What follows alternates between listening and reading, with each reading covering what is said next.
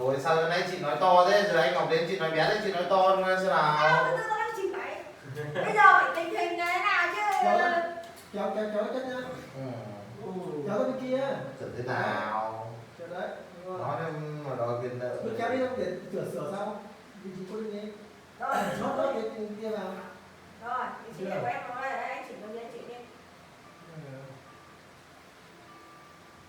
Cái này phải hòa. Hòa như vậy em đang tính hòa một gạo dưới kia có không được không nhỉ? Hòa gì đấy?